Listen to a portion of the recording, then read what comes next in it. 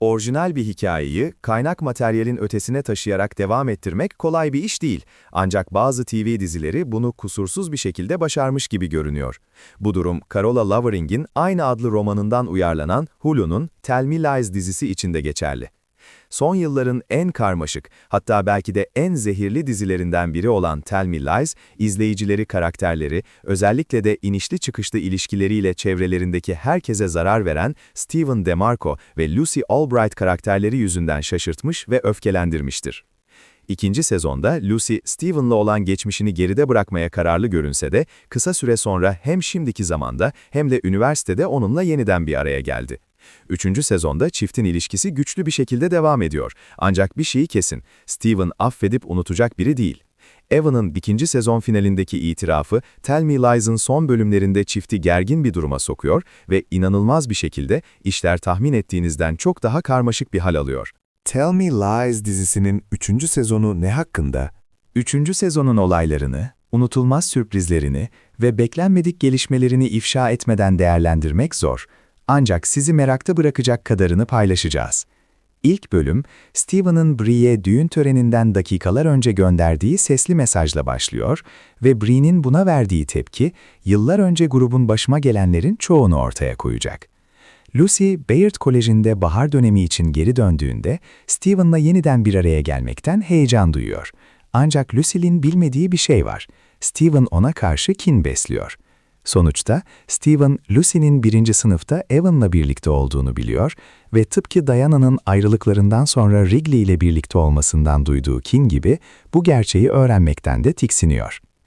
Bu arada Pippa ve Wrigley, 2. sezondan beri Diana ile kurduğu bağa rağmen Wrigley'nin kardeşinin ölümünden sonra tekrar araya gelmeye karar verirler.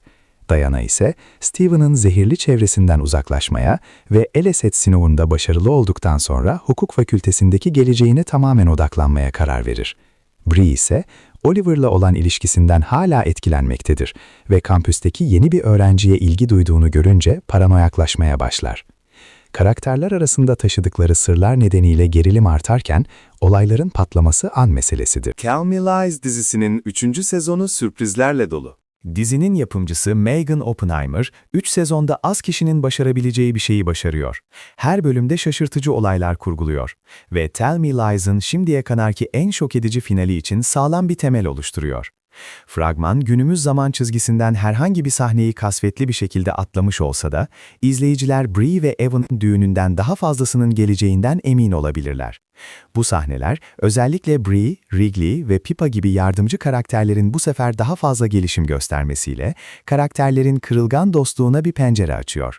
İzleyicileri büyüleyecek beklenmedik bir eşleşme oluşuyor ve Lucy'nin geçen sezondaki yanlış suçlamasıyla ilgili daha fazla kaos ortaya çıkıyor.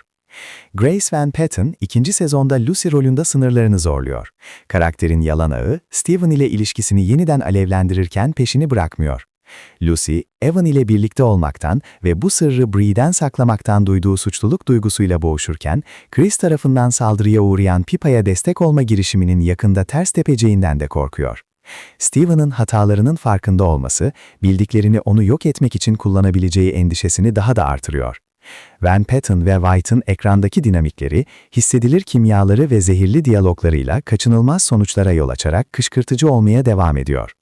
Lucy ve Stephen'ın birlikte olmasını ve diğer herkesi rahat bırakmasını hem istemekten hem de bir nebze de olsa desteklemekten kendinizi alamıyorsunuz. Lucy'nin ikinci aşkı Alex ile olan ilişkisi de ne kadar düştüğünü ortaya koyuyor ve birçok şüpheli davranışını ayna tutuyor. Tell Me Lies dizisinin 3. sezonu, dizinin arkadaş grubunu daha da fazla sınayacak. Tell Me Lies 3. sezon, grubun bağını her zamankinden daha fazla sınar ve her karakter kendi kişisel ikilemiyle karşı karşıya kalır. Pippa, Diana'ya karşı daha fazla şey hissetmesine rağmen, Wrigley ile birlikte olmanın buna değip değmeyeceğine karar vermek zorundadır. Bree, özellikle Oliver'ın avladığı kızlardan sadece biri olduğunu fark ettikten sonra, Oliver'la olan ilişkisinin ardından ondan uzaklaşmakta zorlanır. Wrigley, iyileşmesine yardımcı olacak yeni bir hobi ve arkadaşlık bularak kederinin üstesinden gelmeye çalışır. Evan ise Bree ile arasını düzeltmeyi hedeflerken, aynı zamanda mezuniyete yaklaştığı ve sonrasında ne yapmak istediği konusunda hala kararsız olduğu gerçeğiyle de yüzleşir. Her karakter bir sonraki adımlarını belirlerken istemeden birbirlerine yalan söyler, ihanet eder ve hatta birbirlerini sabote ederler. 3. sezonun sonunda kimse aziz değildir ve her günahın bir bedeli vardır. Tell Me Lies'ın sürükleyici anlatımını korurken aynı zamanda karmaşıklık seviyesini de yükseltip yükseltmediğini merak edenler için cevap evet. Zehirli ilişkileri mercek altına almaktan, ruh sağlığı sorunlarını ele almaya ve neyin yargılanmaya değer olup olmadığına dair ahlaki sınırları sorgulamaya kadar, Hulu'nun en iyi suçluluk duygusuyla izlenen dizisi sizi içine çekecek, kafanızı karıştıracak ve hikayenin merkezindeki karmaşık karakterlere neden bu kadar ilgi duyduğunuzu sorgulamanıza neden olacak.